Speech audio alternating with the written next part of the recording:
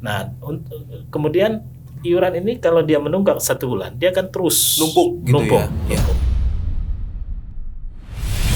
Bicara Bogor. Assalamualaikum warahmatullahi wabarakatuh. Salam sehat ya, salam sehat semua untuk Bogorian semua, untuk warganet, untuk followersnya Radar Bogor semua. Sebentar lagi kita akan masuk endemi, jadi harus semangat. Ya. Kali ini saya bersama Kepala BPJS Kesehatan Cabang Bogor, Bapak Fahrur Rozi. Assalamualaikum. Waalaikumsalam. Pak Ozi. Siap. Beliau ini sapaannya Pak Ozi begitu ya, Iya. kalau di kalangan teman-teman wartawan. Nah, apa sih yang mau saya bahas dengan Pak Ozi? Ini menarik Bogorian semua, karena mungkin masyarakat awam kita termasuk saya kadang-kadang tidak kurang begitu mengenal begitu Pak Ozi dengan BPJS Kesehatan ini. Hanya sebatas kalau kita di rumah sakit begitu, kita amit-amit begitu ya, kita sakit, kemudian di cover oleh BPJS Kesehatan. Nah, sebetulnya BPJS Kesehatan ini apa dan bagaimana, dan seperti apa progresnya? Ini kan kita kupas sekarang ya. Nah, gimana nih Pak Ozi? Jadi untuk ini kita cabang Kota Bogor saja atau kabupaten juga? Kota Bogor saja. Oh, hanya Kota Bogor saja. Oke. Nah, BPJS ini kan di satu sisi sangat-sangat terasa begitu ya manfaatnya, Pak Ozi. Terlebih kita sekarang juga setelah dari pandemi itu kan ekonomi masyarakat terdampak. Nah, di Kota Bogor sendiri, Kota Bogor ini kan penduduknya sudah 1 juta lebih. Ya. Apakah semua penduduk Kota Bogor ini sudah tercover oleh BPJS Kesehatan? Ya, baik. BPJS Kesehatan sendiri seperti yang tadi disampaikan di awal, banyak yang mengenal. Jadi orang biasanya ingat BPJS itu kalau udah sakit, Mas. Nggak enak, tapi ya memang faktanya ya. Tapi memang kondisinya seperti itu. Masyarakat kita kesadaran berasuransi atau memiliki jaminan itu masih agak kurang. Nah, BPJS Kesehatan ini sendiri kan merupakan amanat dari undang-undang, Mas. Pertama adalah Undang-Undang Nomor 40 Tahun 2004, yaitu tentang jaminan sosial nasional. Kemudian Undang-Undang Nomor 24 Tahun 2011 tentang pembentukan BPJS. Ada dua BPJS. Yang pertama BPJS Kesehatan dan yang kedua BPJS Ketenagakerjaan. Nah, BPJS Kesehatan sendiri ini itu menyelenggarakan satu program, yaitu jaminan kesehatan tadi. Oke. Ya, jadi yang 4 program lain itu dikelola oleh BPJS Ketenagakerjaan. Nah, BPJS Kesehatan sendiri itu kepesertaannya kan bersifat wajib sesuai dengan yang dimanatkan di dalam Undang-Undang Nomor 40 tadi, bahwa setiap warga negara dan termasuk warga negara asing yang bekerja minimal 6 bulan ada di Indonesia itu wajib menjadi peserta JKN. Ya, mekanisme kepesertanya pun macam-macam. Ada beberapa segmen peserta. Ada pekerja yang disebut dengan pekerja penerima upah. Pekerja penerima upah itu adalah peserta yang didaftarkan oleh satu institusi, baik perusahaan, itu gitu ya? Perusahaan bisa, pemerintah juga bisa. Yang dimaksud pekerja penerima itu termasuk ASN di situ gitu, termasuk pegawai swasta nih. Masuk di Radar Bogor, termasuk yang kita sebut dengan pekerja penerima upah tuh pegawai-pegawainya. Jadi didaftarkan oleh perusahaan sesuai dengan pegawai yang ada di situ. Kemudian beserta anggota keluarganya. Kemudian ada segmen peserta yang kita sebut dengan peserta PBI, penerima bantuan iuran. Nah, ini peserta yang didaftarkan oleh pemerintah dengan kategori miskin dan tidak mampu, misalnya seperti itu. Nah, ini juga ada sumber dana, ada sumbernya dari APBN. Itu kita sebut dengan penerima bantuan iuran yang dibiayai oleh APBN. Kemudian ada PBI, APBD, itu di mana iurannya dibiayai oleh pemerintah daerah. Nah, kemudian ada peserta yang kategori segmen yang kita sebut dengan pekerja bukan penerima upah atau PBPU atau peserta mandiri. Nah, itu peserta yang mendaftar sendiri. Artinya dia tidak termasuk dalam segmen yang lain. Dia datang ke kantor BPJS Kesehatan, daftar, kemudian bayar iuran, dia menjadi peserta. Jadi setiap bulan dia bayar iuran sesuai dengan kemampuan dia. Di kelas 1 itu biayanya iurannya sebesar Rp160.000 per jiwa per bulan. Kemudian yang kelas 2 itu Rp100.000 per jiwa per bulan, dan kelas 3 itu Rp75.000 per jiwa per bulan. Nah, di kepesertaan itu segmennya. Sementara kita untuk di Kota Bogor sendiri, di mana kita BPJS Kesehatan Cabang Bogor ini merupakan bagian dari Kedeputian Wilayah Jabodetabek. Jadi kita di Jabodetabek itu ada 13 kantor cabang, dan salah satunya adalah cabang Bogor.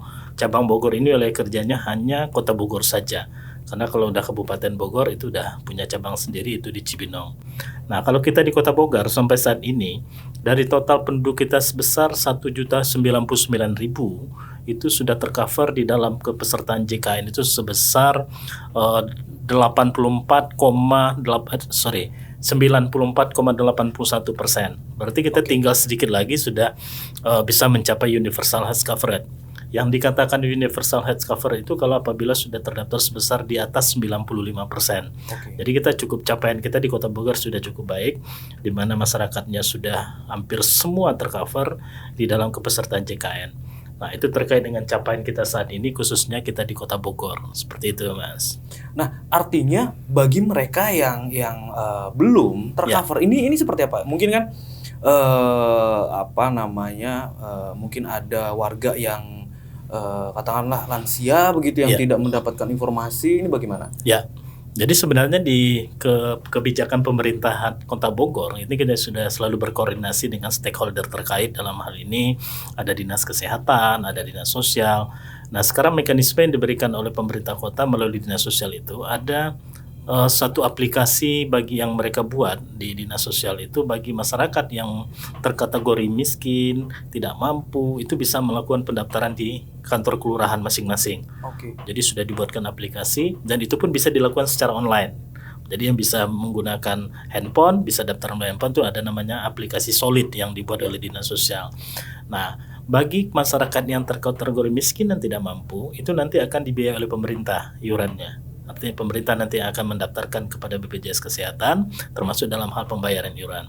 Nah, kemudian untuk peserta yang terkategori mampu kemudian tapi dia belum terdaftar dan dia juga bukan termasuk pekerja penerima upah, kita sekarang ada satu program yang kita lakukan dengan mobil customer service namanya.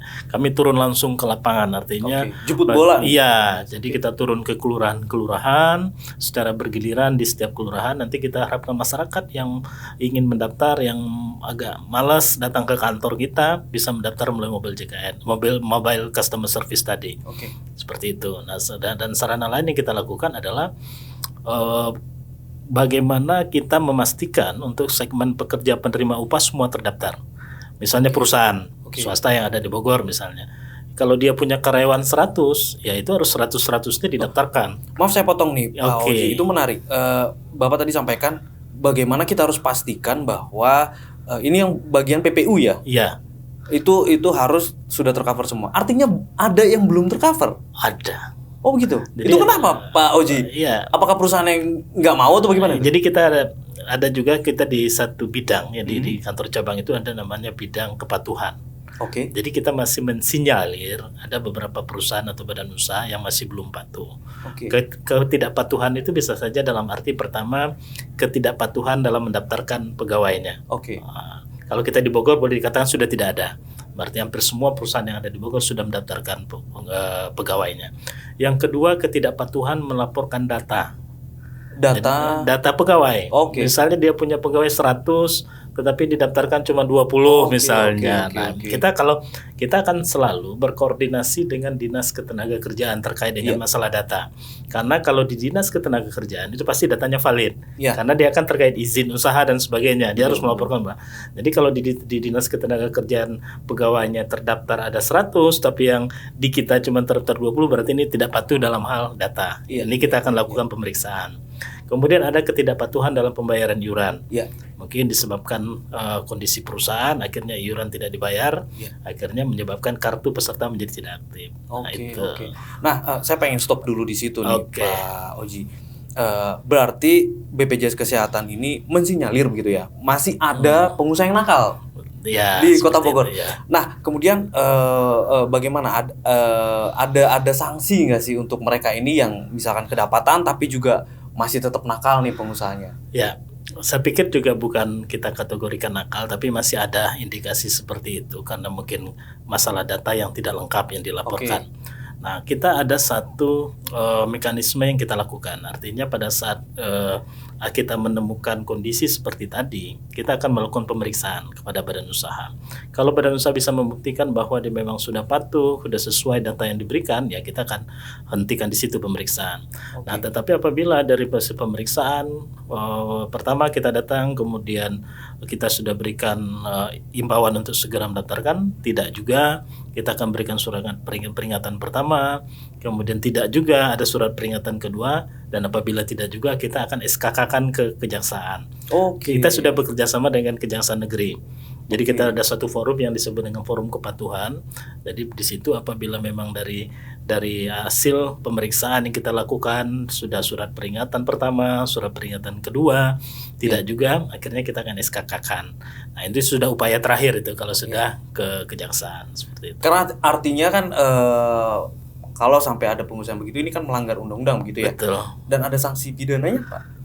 Kalau di undang-undang ada ya, tapi itu sudah menjadi suatu alternatif yang terakhir. Ya, bagi kami di BPJS Kesehatan sanksi yang kami berikan hanya sampai kepada sanksi administrasi. Sanksi administrasi itu ada dalam bentuk surat peringatan tadi, kemudian nanti ada sanksi layanan publik. Nah, sekarang kita sudah mulai melihat tuh. Sekarang orang mau mengurus jual beli tanah, kemarin Kementerian ATR harus mewajibkan ada kita dengar. Kemudian Pak Presiden juga sudah mengeluarkan instruksi nomor 1 tahun 2022. Itu ada 30 kelembagaan dan kementerian dan lembaga yang diinstruksikan. Nah, salah satunya nanti dari beberapa kementerian itu membuat kebijakan, misalnya untuk pengurusan ini harus pakai ini, harus BPJS Kesehatan, seperti itu. Jadi sampai kepada sanksi layanan publik termasuk pengurusan izin usaha itu sudah mewajibkan, salah satunya adalah sudah terdaftar kepada BPJS Kesehatan. Oke. Artinya nanti kalau ada masalah pidana udah di ranah kejaksaan. Ya, udah di ranah. Nah, pertanyaannya ini bagaimana kalau ada di dalam satu perusahaan swasta begitu ya, Pak Oji. Kemudian ada pegawai atau di dalamnya katakanlah ada serikat pekerja gitu yang menemukan bahwa perusahaannya ini nggak mau mendaftarkan begitu. Itu bagaimana? Mereka bisa datang ke BPJS Kesehatan dan nanti dibantu atau bagaimana? Iya. Jadi bagi kami informasi seperti itu sangat berharga. Diinformasikan ke kami akan tindak lanjuti. Artinya pertama kita akan melakukan pemeriksaan langsung ke badan usaha tersebut dan memastikan bahwa perusahaan tersebut belum mendaftarkan. Boleh, serikat pekerja boleh saja menyampaikan hal itu karena itu haknya pegawai. Pada saat seorang karyawan atau pekerja atau pegawai pada suatu perusahaan, salah satu kewajiban haknya adalah jaminan kesehatan. Nah, jadi apabila masih ada perusahaan yang kita temukan belum mendaftarkan pegawai, ya serikat pekerja bisa seperti itu. Dan kita juga sebenarnya sudah bekerja sama juga dengan serikat pekerja dan organisasi-organisasi buruh dan sebagainya terkait dengan hal ini, pengawasan yang sekarang kita ada namanya Jamkeswat gitu, BPJS Watch gitu. Jadi mereka juga termasuk mengawasi pelaksanaan jaminan kesehatan nasional ini gitu, khususnya untuk pekerja.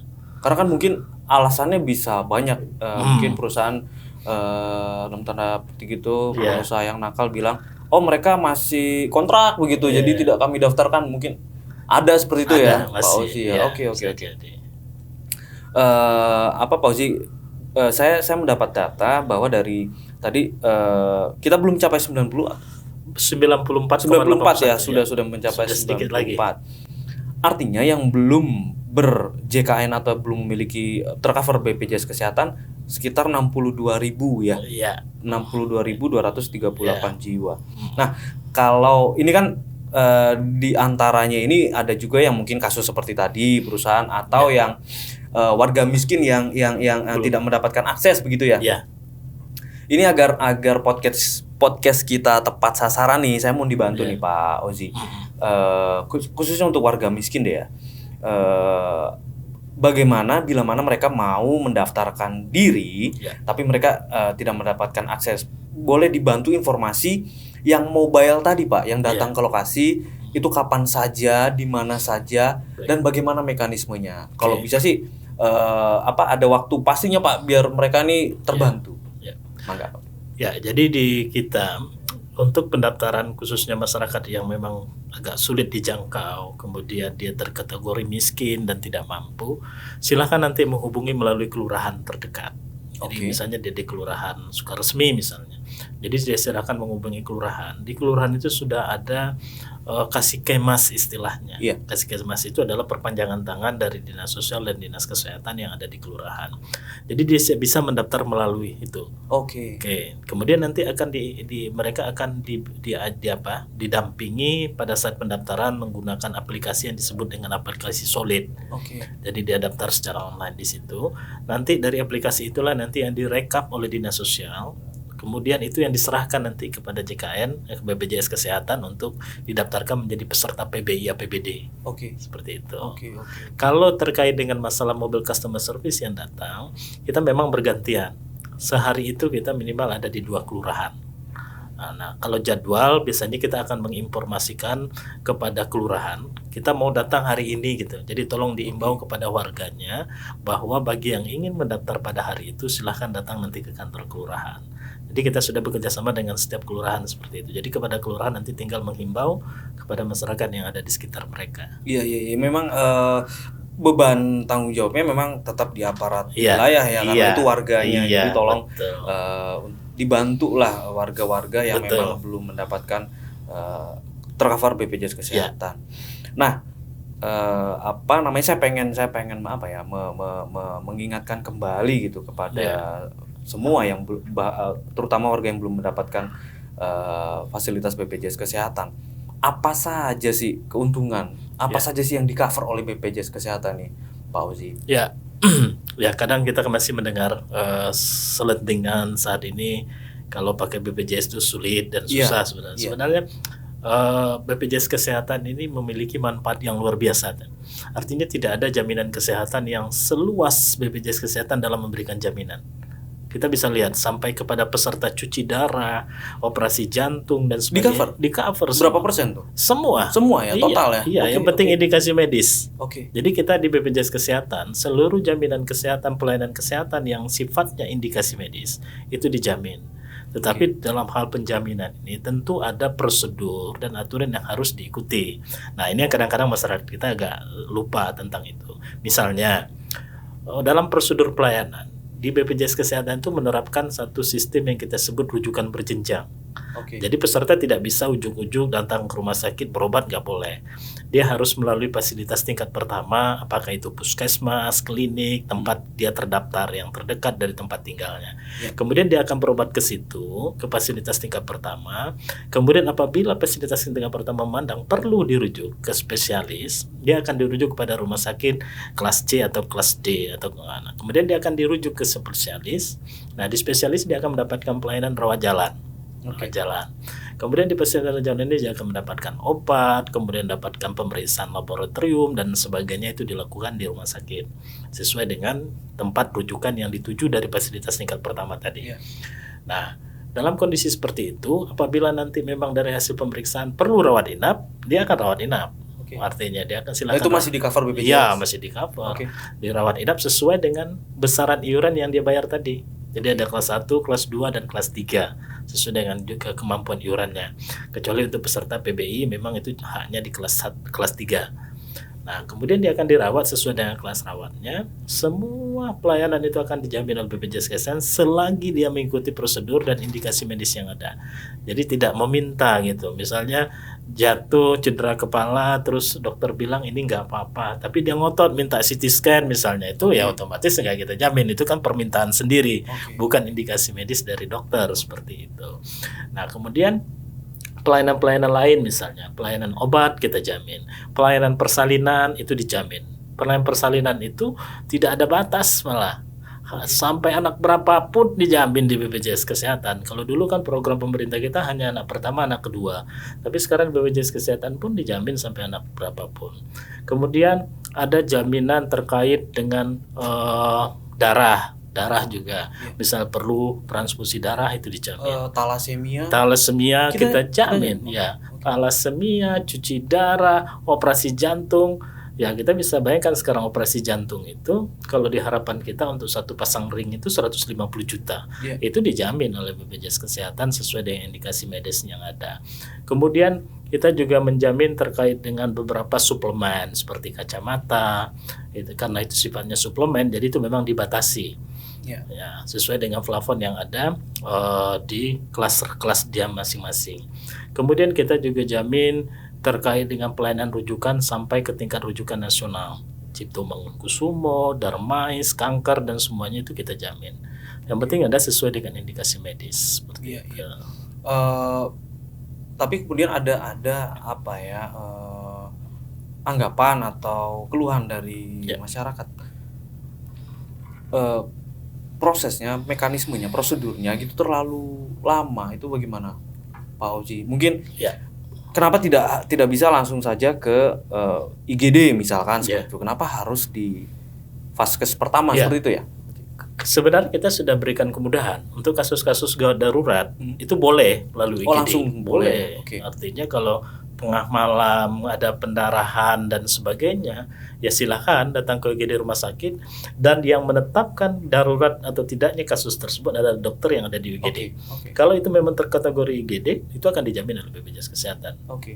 Tapi kadang-kadang masyarakat kita begini, panas, suhu tubuh baru 37 sudah merasa UGD, padahal menurut dokter belum. Itu cukup nanti diberikan obat penurun panas misalnya seperti itu. Nah, itu memang suatu prosedur yang memang harus kita, sekali lagi ada kita sebut dengan indikasi medis. Jadi kalau masih bisa ditanggulangi di paskes tingkat pertama, berarti kita menganggap itu belum termasuk gawat darurat. Nah, kadang-kadang masyarakat menganggap begini, kesulitan dalam melayani BPJS misalnya harus bawa kartu dan sebagainya, kemudian harus menunjukkan kartu dan sebagainya. Nah, kalau saya menganalogkan begini, sama kalau kita belanja di supermarket atau di swalayan, orang yang bayar cash dengan bayar dengan menggunakan kartu kredit akan lama, beda lamanya. Di kasir pasti akan lama kalau pakai kartu kredit kan. Kita harus tekan PIN dan sebagainya. Demikian pula kalau pakai kartu JKN. Ada persyaratan administrasi yang harus diurus. Kita berikan kelonggaran itu 3 kali 24 jam untuk proses pengurusan administrasi di rumah sakit. 3 kali 24 jam? Jadi kalau dia masuk rumah sakit hari ini, dia masih punya waktu 3 kali 24 jam. Misalnya lupa bawa kartu misalnya, atau dia belum bisa menunjukkan dia sebagai peserta yang aktif, sebagai peserta JKN misalnya, itu masih punya waktu 3-24 jam. Nanti kita akan bantu. Dan di rumah sakit pun sekarang, dan pelayanan ininya berjalan dong? Berjalan, tetap tidak akan ditolak 3 kali 24 jam. Nanti kalau dalam 3 kali 24 jam dia tidak bisa membuktikan bahwa dia menjadi peserta JKN aktif, ya otomatis menjadi peserta umum. Seperti itu. Nah, kemudian di rumah sakit pun kita sudah menunjuk yang kita sebut dengan petugas pemberi informasi dan penanganan keluhan. Itu ada 2 petugas. Pertama petugas BPJS Kesehatan, yang kedua petugas rumah sakit. Itu kita wajibkan rumah sakit memasang itu foto mereka. Jadi kalau ada masalah silakan hubungi nomor HP yang 2 ini, seperti itu. Pak Oji, tadi saya ingin menanyakan nih soal persalinan ya. Saya ingin memastikan nih, yang di cover BPJS kan rumah sakit dan bidan ya. Itu kita cover ya? Oke. Itu untuk informasi lagi ke masyarakat. Nah, kita juga mendengar BPJS Kesehatan ini ada beberapa program yang lagi dikerjakan nih Pak Oji. Salah satunya program rehab. Nah, ini apa program rehab ini? Program rehab ini muncul. Rehab ini adalah rencana pembayaran bertahap. Kita singkat dengan rehab. Jadi ini muncul karena dari hasil monitoring dan evaluasi yang kita lakukan. Ini khusus untuk peserta yang mandiri ya, Mas ya. Peserta mandiri ini mungkin ini juga lah, artinya kita sekaligus mengedukasi masyarakat kita. Jadi BPJS itu seperti yang sampaikan di awal tadi, baru diingat kalau waktu sakit gitu. Jadi dia sakit, kemudian dia butuh pelayanan kesehatan, kemudian mohon maaf mungkin dari segi biaya sedikit terbatas, dia daftar. JKN daftar, kelas 3 bayar iurannya, kemudian kartunya aktif. Kemudian dia masuk rumah sakit, dia operasi, setelah sehat dia nggak bayar tuh. Nah, jadi kalau kepesertaan mandiri itu sekarang kita di Kota Bogor saja lah. Kepesertaan mandiri kita itu hampir 50%-nya itu menunggak sekarang. 50%? Hampir 50%. Artinya peserta menunggaknya cukup besar. Ya, dengan kalau nominal tunggakannya udah gede lah pokoknya. Artinya masyarakat kita itu kesadarannya tentang pembayaran iuran, rajinnya membayar iuran itu masih sangat rendah. Ya karena itu tadi dia merasa butuh pada saat dia merasa butuh BPJS pada saat dia sakit. Nah, kemudian iuran ini kalau dia menunggak 1 bulan, dia akan terus Numpuk gitu ya? Iya. menumpuk. Itu menumpuk sampai 24 bulan, 2 tahun. Oke. Jadi kalau sudah lewat dari 24 bulan, yang dihitung cuma 24 bulannya saja. Misalnya dia menunggak 5 tahun, yang dihitung tetap yang 24 bulan. Oke. Nah, pada saat 24 bulan, kemudian dia ingin mengaktifkan kartu kembali, itu kan berat jadinya. Iya. Bisa jadi jutaan itu Iya. iurannya. Karena iuran itu kan menunggak bukan hanya sendiri, pasti satu keluarga biasanya. Iya. Cukup besar jumlahnya. Nah, jadi keluhan selama ini peserta mau melunasi, tapi karena jumlahnya besar, agak kesulitan, kami nggak punya uang segitu. Iya, iya. Kami misalnya nyicil katanya. Nah, disitulah muncul program rehab tadi. Rehab ini tadi adalah suatu bentuk program mempermudah bagi masyarakat yang ingin melunasi tunggakannya itu secara menyicil. Oke. Nah, menyicil itu tergantung dari jumlah tunggakannya. Kalau tunggakannya 24 bulan, dia boleh mengambil program sampai minimal 12 kali cicilan. Oke. Kalau menunggaknya 12 bulan, dia bisa mengambil sampai 6 kali cicilan. Oke. Dia bisa cicil 1 bulan per bulan sampai nanti lunas, barulah kartunya aktif. Oke. Seperti Tapi selama menyicil masih bisa menggunakan? tidak bisa Oh, belum. sampai dia lunas. Oh, kasihan juga. Ya. Pak Ozi. Tetapi yang menguntungkan sedikit, Iya. kalau dia baru misalnya nyicil 2 bulan, terus dia sakit, dia langsung bayar melunasi sampai di bulan ketiga, itu bisa kartunya aktif. Kalau dia lagi dia ikut program 6 bulan misalnya, Oke. dia baru bayar 2 bulan, Heeh. sehat nih 2 bulan, tapi tiba-tiba bulan ketiga dia sakit, dia pengen pakai, dia bisa langsung lunasi pada minggu itu untuk 3 sampai 6 bulannya, lunasi itu kartunya bisa dipakai. Lunasi masa hutang dia lah Iya, ya. Begitu. sejumlah Oke, utang oke, dia, oke. itu bisa. Iya, berat untuk yang 24 bulan tadi. Ah, ya. Oh, Ji ya. Iya. BPJS nggak punya program pemutihan gitu. Karena Justru dengan memotong di 24 bulan itu juga ada pemutihan. Udah pemutihan Oh, gitu iya, ya. banyak yang di atas 24 bulan banyak, Pak. Iya. Udah berapa yang kita putihkan, artinya kalau lebih dari 24 bulan misalnya 3 tahun, misalnya 36 bulan, itu yang dia cukup membayar cuma ya 24 bulan. Oke. Jadi bagi peserta yang sudah terdaftar dimanapun dia terdaftar, minimal sekali terdaftar itu otomatis dia akan terrekod itu dia punya tunggakan. Misalnya dia pindah ke daerah lain, misalnya dari Bogor dia pindah ke Jakarta, misalnya di Jakarta akan terrekod oleh Bapak masih punya tunggakan. Oh, oke. Ya mungkin alasannya kan banyak ya, Pak Oji ya. Mungkin orang saya sih berharap begini. Saya sih berharap mereka yang tidak yang tidak membayar tagihannya begitu adalah mereka yang memang lagi kesulitan gitu atau secara ekonomi mereka kesulitan, tapi kemudian mereka bisa masuk di program pemerintah yang lain tidak? Bisa. Jadi gini, jadi bagi masyarakat yang memang penerima ini PKH seperti itu ya. Misalnya masyarakat ini sebenarnya dia kan kategori miskin dan tidak mampu. Iya. Tapi karena ketidaktahuan dia pada saat itu dia daftarlah mandiri misalnya. Iya. Daftar mandiri, dia bayar iuran sendiri, dia dari ngumpulin uang, dia bayar. Ternyata setelah dia dirawat, dia keluar rumah sakit, tunggak tidak dibayar lagi. Iya. Dia boleh dialihkan menjadi peserta ikut segmen PBI tadi yang didaftarkan oleh pemerintah. Nanti mulai bulan depan misalnya dia hari ini dia sudah menunggak 5 bulan misalnya. Ya kalau kita sudah menunggak 5 bulan merasa tidak mampu, lapor aja langsung ke dinas sosial. Dan nanti akan memverifikasi, melihat kondisinya apakah memang miskin tidak mampu, sehingga nanti dia didaftarkan menjadi peserta PBI. Iya. Nah, dia otomatis nanti di bulan berikutnya kartunya bisa aktif sebagai peserta PBI. Iya. Tapi yang tunggakan ini tetap akan kami tagih kepada personalnya.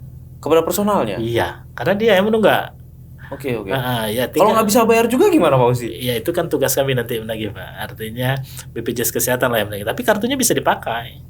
Karena menggunakan sudah iuran BPJS. Yang penting dia sudah bisa pakai dulu gitu. Oke. Dengan dia bisa pakai menggunakan PBI tadi, kita berharap kondisi ekonominya semakin membaik. Mungkin selama ini dia menunggak karena memang kondisi ekonominya kurang baik misalnya ya, karena tidak bisa bekerja, dia sakit, kemudian tidak bisa pakai BPJS karena menunggak, sehingga pada saat dia sudah berobat dengan menggunakan PBI JKN tadi yang didapatkan ke pemerintah, kita harap ekonominya membaik, dia sudah punya uang, yang ini tetap kita tagihkan.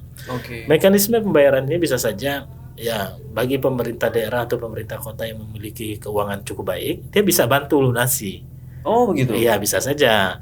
Malah kita di Bogor ini ada juga dari beberapa institusi yang mungkin bisa membantu Iya. terkait ini.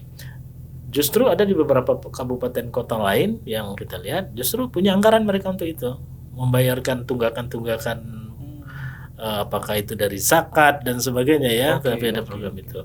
Tapi dengan harapan ke depannya dia sudah dibayarkan oleh pemerintah iurannya. Artinya dia tidak lagi merasa kewalahan dalam membayar iuran, dia masih bisa berobat dengan menggunakan JKN. Oke. Itu yang tunggakan itu jatuhnya apa itu di BPJS, Pak? Ya piutang. Piutang ya. Oke. Dan itu akan terus tercatat gitu. Oh.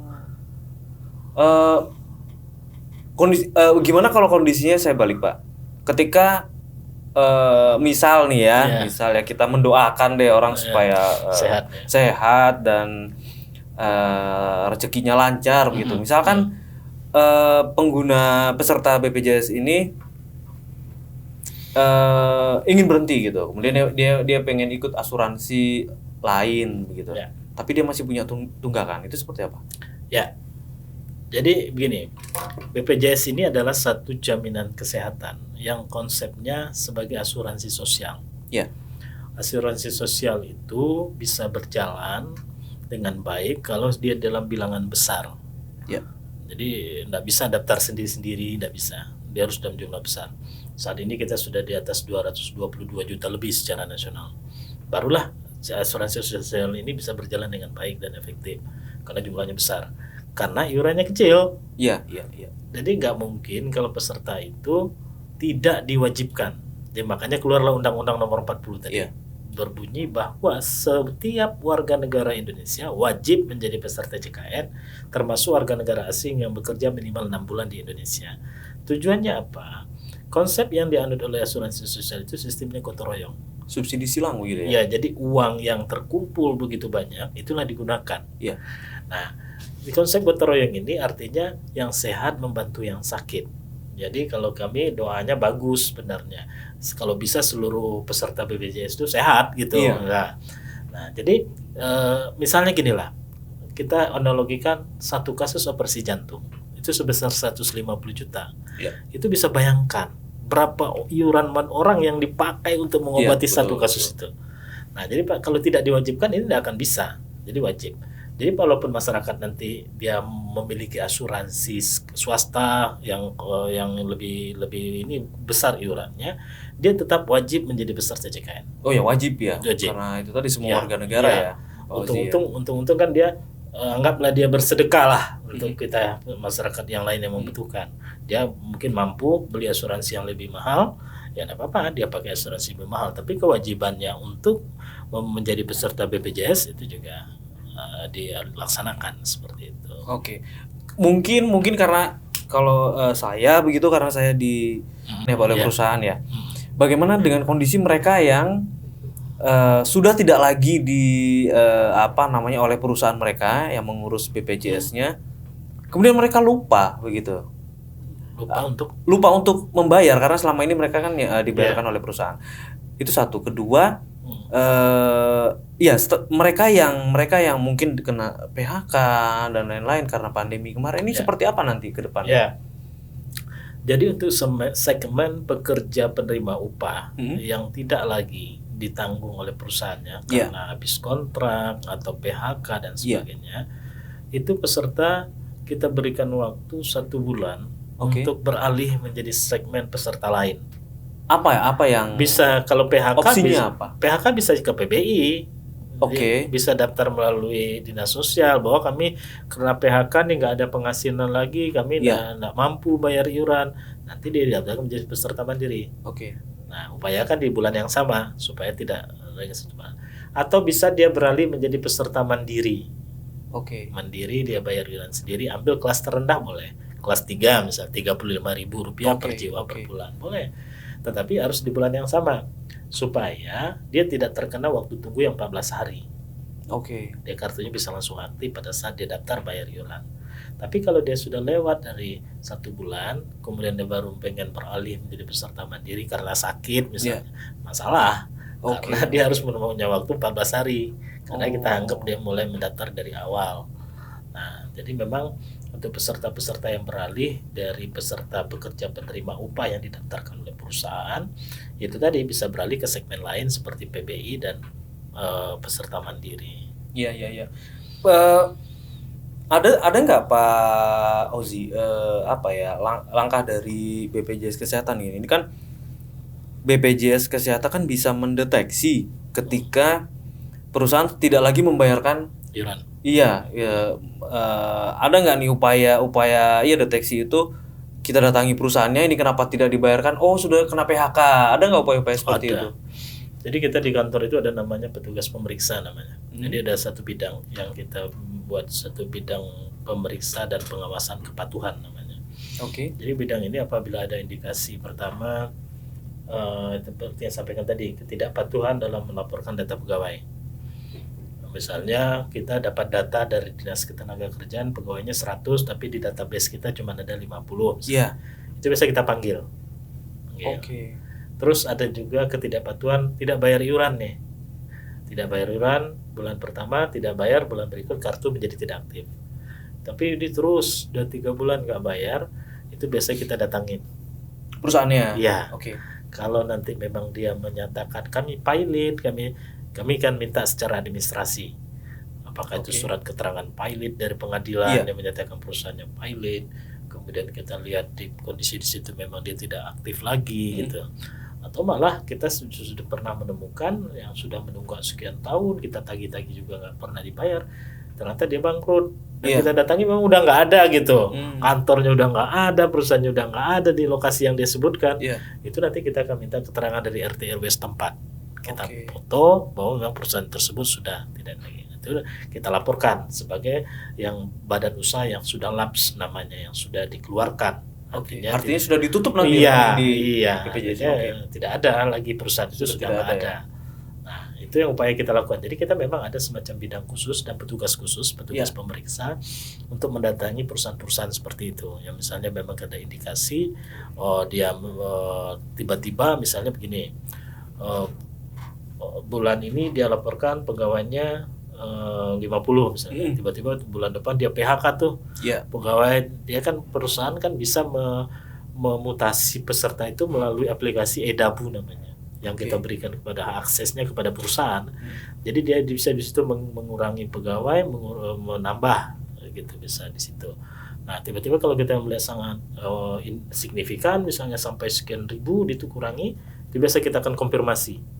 Sampai kita datangin gitu, apa iya memang ada pengurangan pegawai sampai sekian, pengurangannya disebabkan oleh apa. Nah, di dalam undang-undang kan disebutkan pengurangan pegawai yang disebabkan oleh PHK yang berdasarkan keputusan pengadilan tetap yang sudah ada, itu sebenarnya selama 6 bulan dia masih bisa menggunakan JKN aktif ya. Tapi itu tadi PHK yang benar-benar sudah keputusan pengadilan. Nah, jadi bagi kami memang tim yang kita tunjuk sebagai petugas pemeriksa ini dia akan turun ke lapangan untuk memeriksa kondisi yang real seperti yang sampaikan tadi.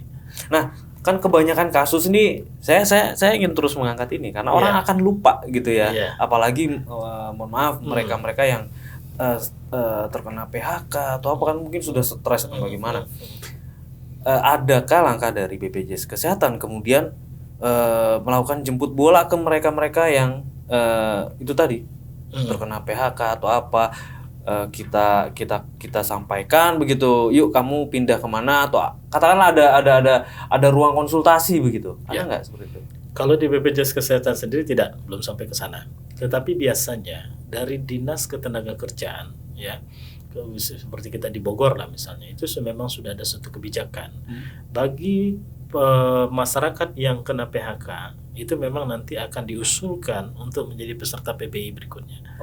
Jadi mungkin nanti informasi-informasi seperti ini memang diinformasikan kepada masyarakat melalui kelurahan, biasanya kita imbau untuk bisa mengingatkan apabila memang ada masyarakatnya yang terkena PHK, kemudian dia sudah bisa dikategorikan miskin tidak mampu, untuk bisa dialihkan menjadi peserta PBI seperti itu. Kalau di BPJS Kesehatan belum, karena kita memang agak sulit untuk mengidentifikasi peserta satu persatu yang mana di PHK. Karena kan ketika dia tidak membayar, perusahaan tidak lagi membayar kan menjadi tunggakan. Melekat ke personal juga kan? Selagi dia tidak begini, pada saat dia di PHK itu kartunya menjadi tidak aktif. Berarti dia iurannya tidak terhitung itu. Tetapi apabila dia masih terdaftar di perusahaan tapi iurannya tidak dibayar oleh perusahaan, itu hutangnya ada di perusahaan. Di perusahaan ya. Iya, Oke. Nah, apa namanya untuk personal nih, untuk kita ini ingin mengetahui informasi tentang BPJS Kesehatan, data kita bagaimana. Itu kalau tidak salah bisa di program Pandawa ya. Ini seperti apa? Ya, Pak Ozi. Jadi Pandawa ini adalah satu program yang muncul di saat kita masuk pandemi kemarin. Ya, kita kan membatasi pelayanan tatap muka di kantor. Jadi peserta kalau biasanya kan di kantor itu bisa sampai 200 sehari yang datang tuh. Dari pagi sampai dengan jam 3 sore. Nah, pada saat itu kita punya inovasi membuat satu program namanya Pandawa. Itu pendaftaran melalui WA. Jadi peserta bisa mendaftar melalui WA. Kita berikan melalui WA. Aplikasi WhatsApp ya, gitu. WhatsApp, Siap. Jadi nanti di situ akan kita arahkan dia melengkapi apa saja. Jadi nanti dia tinggal foto KTP, foto kartu keluarga, nomor buku rekening dan sebagainya, kirim. Kami akan proses nanti melalui ini secara online dan kartu pun akan kami kirimkan nanti. Jadi tidak ada lagi tatap muka. Yang penting dia sudah bayar iuran, nanti bukti iurannya dikirimkan ke kami, kartunya pun akan kita kirimkan nanti, seperti itu. Nah, itulah awal muncul mulanya Pandawa tadi. Nah, itu persis. Jadi kalau kita melihat sebenarnya pandemi kemarin juga positifnya itu mengajarkan kita bagaimana untuk berinovasi. Betul. Nah, tapi ini masih ada Pandawa ini? Masih ya? Sekarang. Sayang dong kalau hanya pas pandemi aja Pak Ozi. Bagus ini. Jadi kalau sekarang ke kantor paling banyak yang datang ke kantor ya paling sekitar sampai 100 lah paling banyak itu. Biasanya lebih dari itu. Pak Ozi, saya pengen nanya nih, pasti nggak akan habis di podcast kita. Warga net dan kemudian Bogorian juga pasti masih punya banyak pertanyaan nih. Ruang-ruang akses, ruang-ruang konsultasi yang bisa diakses masyarakat peserta BPJS itu di mana saja sih? Ya, kita ada beberapa channel yang sudah kita siapkan. Yang pertama tadi Mobile JKN. Itu merupakan pintu yang sangat, saya pikir cukup banyak informasi yang bisa kita terima di situ, manfaatnya banyak. Jadi kalau masyarakat yang sudah, tapi syaratnya memang harus menjadi peserta JKN dulu, karena di situ registrasinya menggunakan nomor kartu ya. Jadi nanti di situ informasi terkait dengan program-program BPJS Kesehatan, kemudian ingin pindah vaskes, kemudian semua sudah lengkap di aplikasi Mobile JKN. Kemudian yang kedua, untuk pemberian informasi yang tadi saya sebutkan, petugas pemberi informasi tadi itu juga bisa dihubungi. Kemudian ada yang kita sebut dengan Care Center 165. Jadi 165 itu silakan bisa dihubungi. Kemudian bisa juga melalui email resmi BPJS Kesehatan, bpjs-kesehatan.go.id, itu juga bisa digunakan untuk meminta informasi. Insya Allah nanti akan kita berikan informasi melalui channel yang sama seperti itu. Itu Mas. Karena kan banyak juga yang saya pengen ngobrol langsung dengan bisa di customer. Petugas PIPW tadi boleh, dengan customer care tadi boleh. Care center ya? Ya, care center tadi. Nah, kemudian ada Vika itu. Kalau Vika itu apa? Ya, Vika dan Cika namanya. Jadi informasi yang sekedar itu kita gunakan adalah untuk melihat keaktifan kartu kita. Kita ingin tahu nih kartu ini aktif atau tidak. Jadi nanti bisa melalui Cika dengan mengirim WA kepada nomor Cika tadi. Ini kayak cek pulsa begitu ya? Oke. Kemudian Vika itu melalui voice, melalui telepon, nanti juga akan diinformasikan kartunya aktif atau tidak. Gitu. Saya rasa cukup dulu diskusi kita. Sudah lumayan panjang nih. Terima kasih banyak Pak Ozi, banyak informasi yang bisa kita sampaikan di podcast kali ini untuk masyarakat dan Bogorian semua. Kalau ada pertanyaan boleh nanti di komentar ya, di kolom komentar sampaikan, nanti kita diskusikan lagi begitu Siap, ya, Pak Ozi siap, ya. boleh. Baik, terima kasih banyak sekali lagi Pak Fakhru Rozi, Kepala BPJS Kesehatan Cabang Bogor. Sehat selalu Pak dan semangat untuk Siap. pelayanan kesehatan di Kota Bogor ini lebih baik lagi. Ya. Terima kasih. Assalamualaikum warahmatullahi wabarakatuh. Waalaikumsalam warahmatullahi wabarakatuh.